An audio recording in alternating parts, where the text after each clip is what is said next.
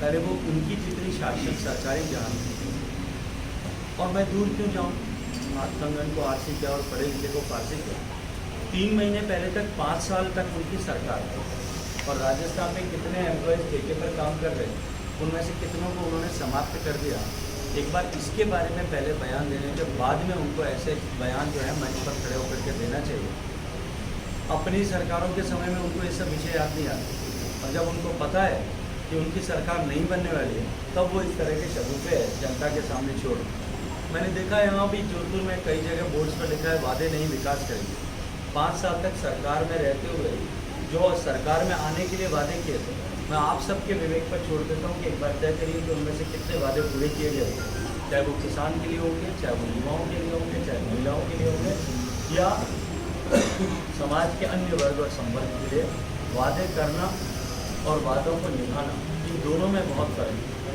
हमने वादा नहीं किया था कि हम शौचालय बनाएंगे, गरीब का घर बनाएंगे, हम पीने का पानी उपलब्ध कराएंगे, हम बिजली पहुंचाएंगे, हम बैंक का खाता खोलेंगे। इसीलिए मैंने कहा कि हमने जो कुछ कहा है इससे आगे हम क्या करेंगे, इस दिशा में सोच करके काम भारतीय जनता पार्टी करती है। और कुछ लोग अन्य विपक्षी पार्टियां जो हैं वो केवल वादे के लिए वादे करके सत्ता में आकर के उनको भूलने के लिए वादे करते हैं। पूछते हैं, और हम भारत के लोग राम को केवल आस्था का नहीं, राष्ट्रीय चिति का विषय मानते हैं। हम सब के लिए वो आस्था का केंद्र नहीं है, हम सब के लिए विश्वास का मानदंड है। और यही फर्क है कि जिसके चलते में उन्होंने नैतिकता के आधार पर मानने वाले लोगों ने राम काल्पनिक है ये सुप्रीम कोर्ट में लिख करके दिया था, और जब जनता का दबाव सामने आया तब नैतिकता दिखाने के लिए अपने सफारी सूट और सूट पर जो है वो जनेऊ बाहर पहन करके राम के भक्त होने का प्रदर्शन किया। जो है जब विकसित भारत बनाने की दिशा में हम काम कर रहे हैं, तब केवल सरकारी नौकरियां देकर के इस देश को विकसित नहीं बनाएंगे।